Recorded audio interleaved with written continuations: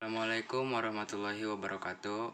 Nama saya Lucky Putra Winata, kelas XK. Nah, di sini saya akan menjelaskan apa itu hikayat. Hikayat berasal dari kata bahasa Arab, yaitu haka. Mempunyai arti menceritakan, menirukan, mewartakan, menyerupai, berkata, meneruskan, dan melukiskan. Hikayat adalah karya sastra lama yang mengisahkan kehidupan keluarga, istana atau bangsawan, orang-orang penting, orang-orang ternama, dan orang-orang ternama. Hikayat ialah sastra lama yang ditulis dalam bahasa Melayu. Sebagian besar ceritanya berkisar dari kehidupan istana, unsur kaan, dan ciri menonjol pada lazimnya mencakup bentuk prosa yang panjang. Contoh cerita hikayat: Lutung Kasarung, asal-usul Candi Prambanan, dan lain-lain. Ciri-ciri hikayat: yang pertama, bercerita tentang kerajaan. Yang kedua, mengandung banyak nilai, terutama nilai moral. Yang ketiga, tak diketahui nama pengarangnya. Yang keempat, selalu berakhiran dengan kemenangan. Dan ada ciri-ciri lainnya dalam hikayat. Yang pertama, unsur intrinsik hikayat. Unsur intrinsik hikayat terdiri dari tema, tokoh atau penokohan, alur cerita, latar, gaya, bahasa, sudut pandang, dan amanat. Nah, tema biasanya tidak dijelaskan dalam sebuah cerita.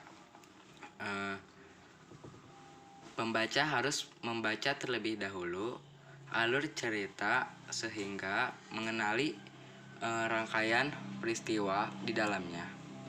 Terus yang kedua, tokoh.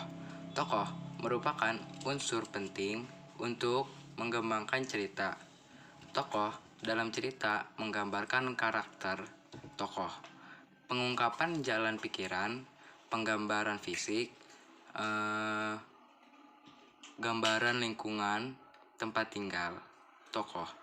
Alur adalah rangkaian peristiwa dalam sebuah cerita.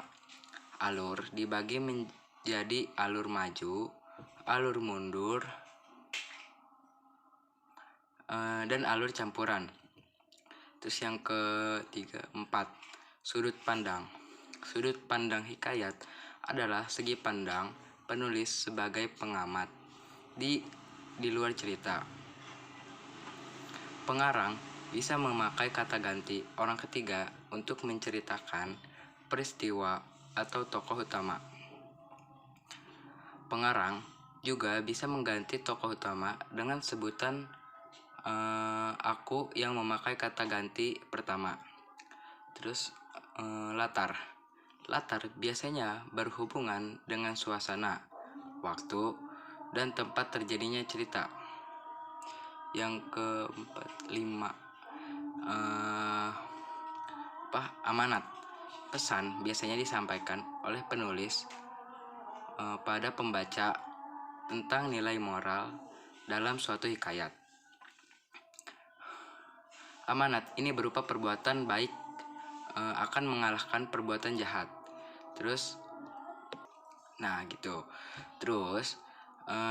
hikayat juga memiliki jenis-jenis. Yang pertama, berdasarkan isinya.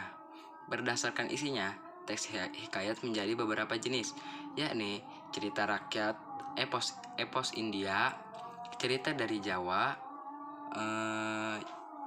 cerita Islam, sejarah, dan biografi, serta cerita bertingkat.